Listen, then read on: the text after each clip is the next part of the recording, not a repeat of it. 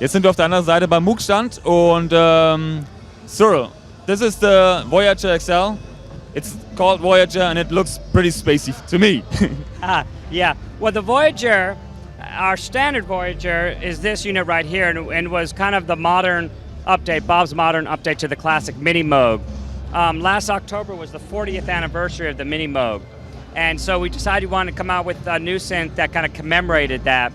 And we wanted to kind of update the Voyager, but also celebrate some of the more original aspects of Bob's legacy. The main part being control voltage and kind of harkening back to the modular synthesis days.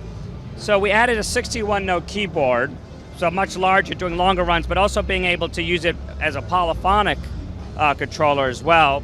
But also we added a ribbon controller, and we added a whole modular section. It's got CV outs, it's got molds for patching flexibility, and then a bunch of CVs in. CVs are control voltages, which is the core of our technology, a voltage to control something. And then we also have 2 channels of attenuation, and we have a 4-input mixer lag processor, and a second LFO. This LFO has 6 different waveform shapes. It can be, and it's got 2 different LFO outputs. It can be clocked, it can also be controlled from a control voltage, and most importantly, it can be MIDI synced.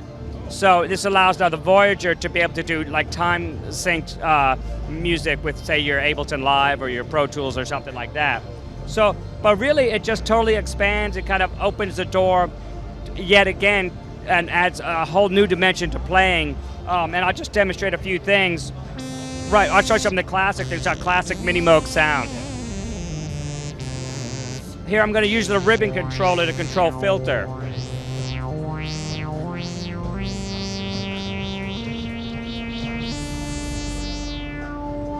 And what I'm doing is I'm using the attenuator to control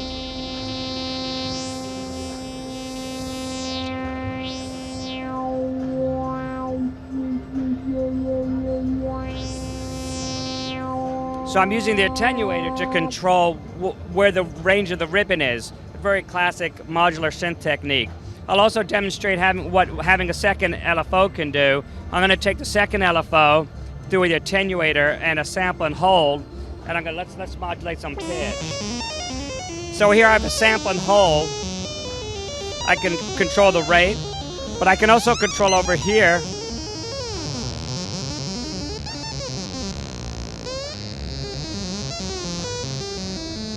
Now I could also take the ribbon and use the ribbon to trigger gate.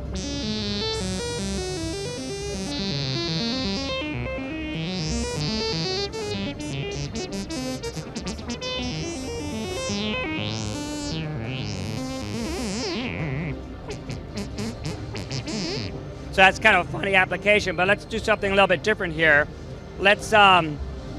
Let's take the ribbon out as well. Let's do something a little fun here. Let's take the touchpad out, and we're going to put the touchpad into pitch, and we'll also gate from here. And now,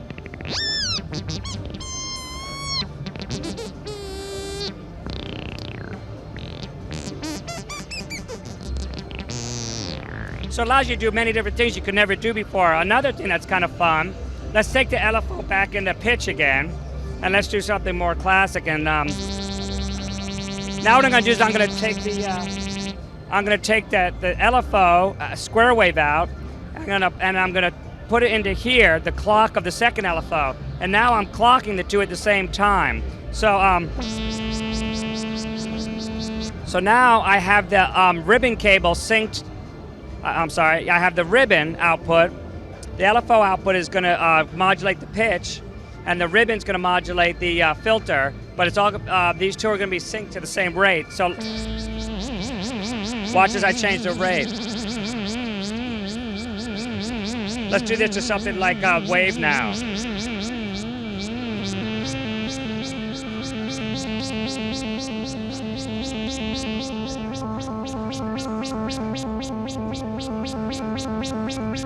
I'm missing one cable here, but yeah.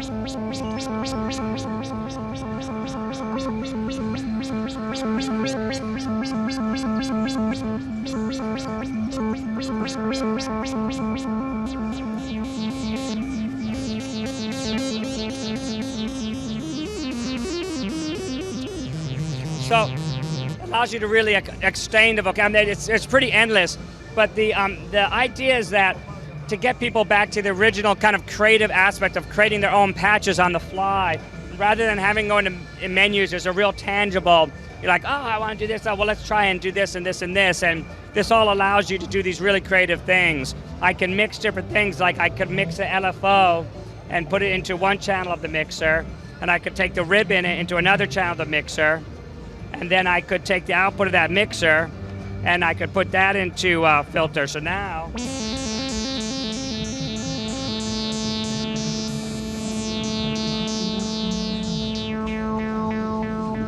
I've got the LFO and the ribbon both controlling, and I can control the way I mix it.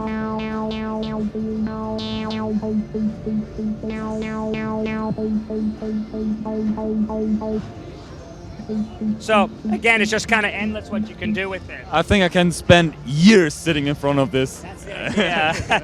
And what's really fun has been to see is people who've owned the Voyager for years and years and years and know the instrument really well. And then they get this and like, oh my God, it's like I can now do this and this and this, and it's really dramatic. Cool. Cyril, thank you very much for sharing the news of Moog. Dankeschön. Sehr gerne. Have a nice show. Thank you. Thank you.